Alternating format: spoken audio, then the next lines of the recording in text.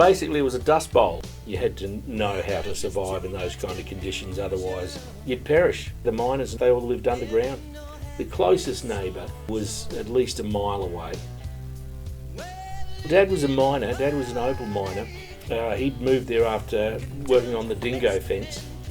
We always wanted to be involved in playing a game which involved always getting dirty and filthy. Falling down a mine shaft, snakes and spiders and you name it. We loved it. Mum was the child of stolen generation. My mum was told that, her dad was a New Zealand Maori. He was the bare-fisted boxer, a champion boxer in South Australia, Victoria and Western Australia. That's what she was told. He was New Zealand Maori, and he was told that when he was really, really, really young, so that's what we were always walking around believing. My uncle, Sam, he played guitar.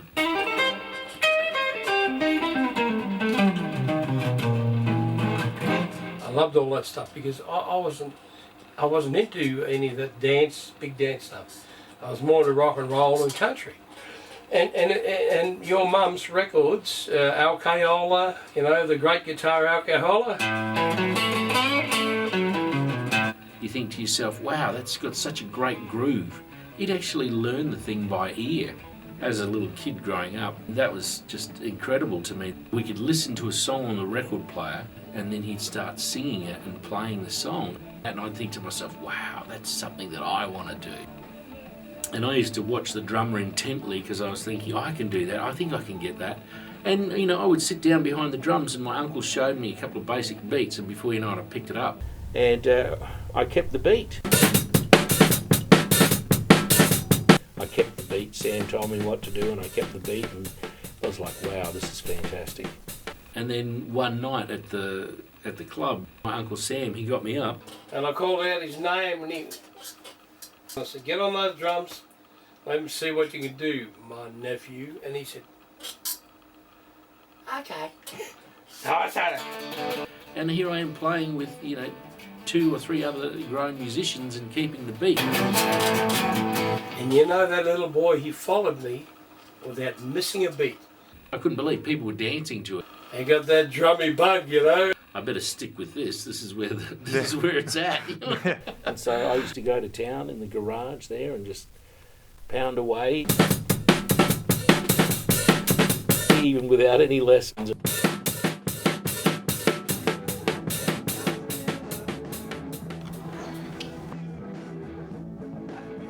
The first band that I was in was with my brother Eddie.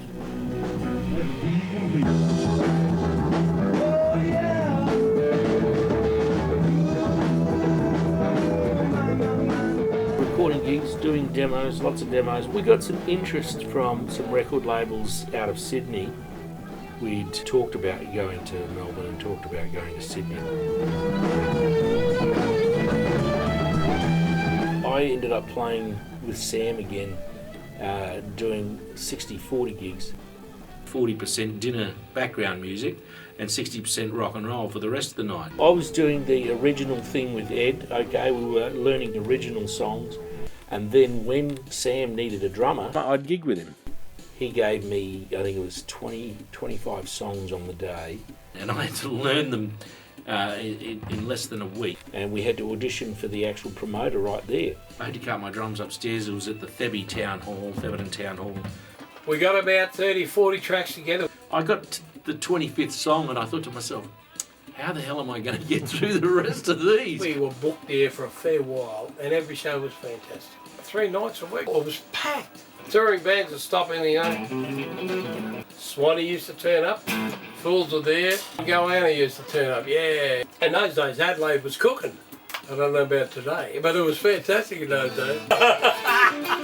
They were great days, weren't they? Yeah. They were fantastic.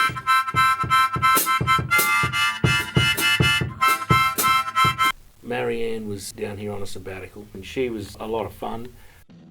She also had a very different attitude, which was really, really attractive. And she said, I want you to come over to the States. And Ed said to me, well, I want to go too.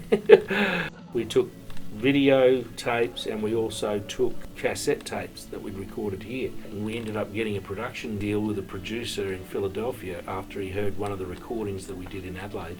So we produced 2 songs with Lance Quinn at his studio in Philadelphia called the Warehouse Recording Studio. I was sending that tape out and making connections with record labels in New York. I got a phone call one day. Michael, it's George Martin. I said, George Martin from the Beatles? And he said to me that the 2 songs on the demo reminded him of the early Beatles, and he really liked it, and that if we got a record deal, he would be willing to produce us. He said, look, tell whatever label that is interested in you that I'm interested in producing you, and that's when the labels wanted to see us perform as a band. And it was just Eddie and I. So we had to put together a band from Philadelphia. We would try and get them to sound like they had an Australian feel. Michael on drums. And it's like New York's a big city. We went there for a short while, and it was like a little bit overwhelming at times. And I thought it would be a good idea to record an independent album. LA was the place to be, and that's when we decided that we'd record in LA.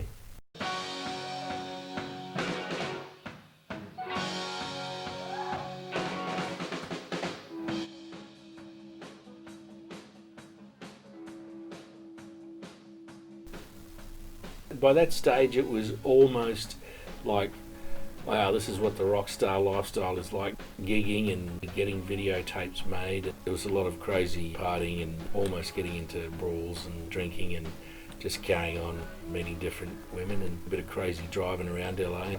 It was living the high life and enjoying it at the same time.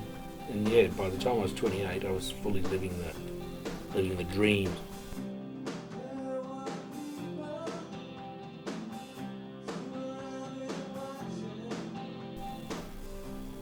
It was called the Rainbow Room, and it was right alongside the Roxy. There's a guy standing in the corner, it's Sylvester Stallone. And I just went over to him, I said g'day, told him I was from Australia. He said g'day and yo. And we had a few beers, and then he left with 2 blondes. Kiefer Sutherland, I met him at Fellini's down on Melrose. He bought myself and my brother a couple of beers, and then we went out the front and he said, I want you to meet somebody, and introduces us to Julia Roberts. Mel Gibson, I ended up drinking beer with him down in Santa Monica in one of the pubs down there. That was just a regular kind of thing. That was part and parcel of being in LA and being a musician in a band, and that was just what I felt was part of the lifestyle. It's like, you're a rock and roll musician, that's what you do, that's what rock and roll musicians do.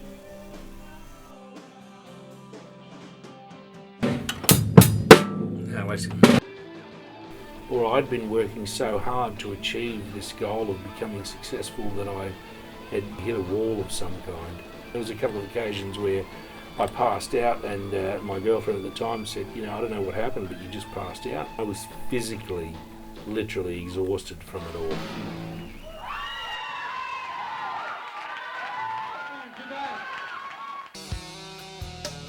When you get married, there's a commitment, obviously.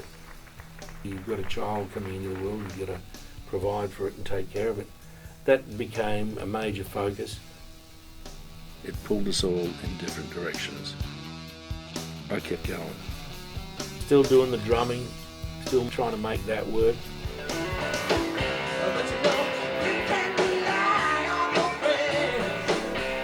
I met my future wife and moved in with her.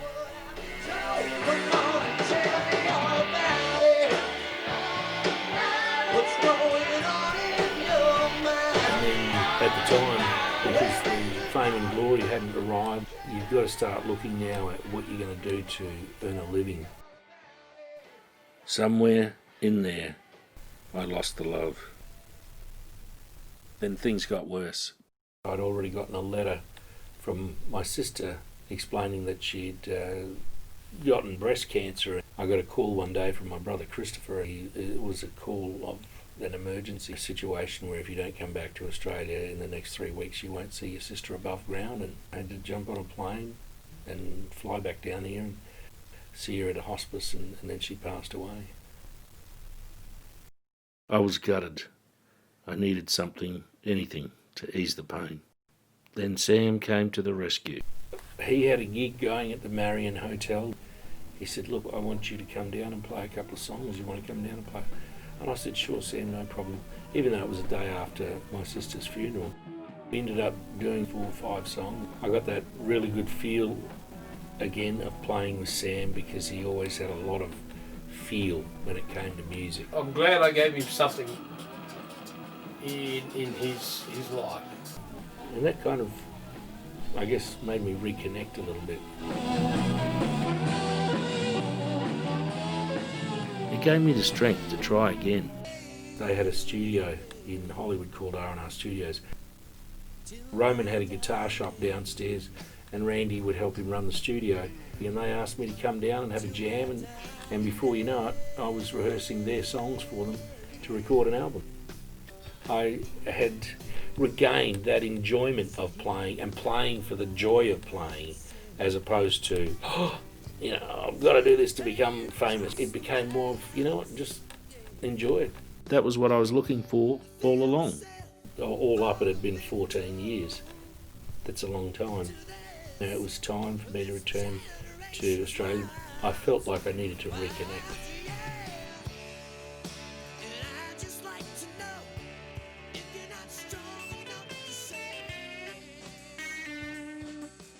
My journey was finally over.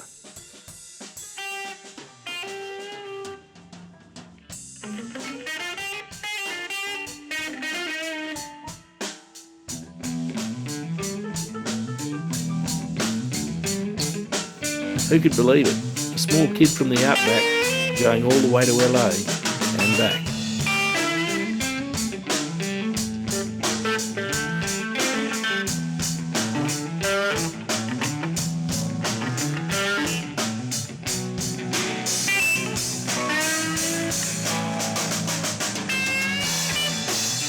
It's been a hell of a ride. I've loved every second of it. I'd do it all again in a heartbeat.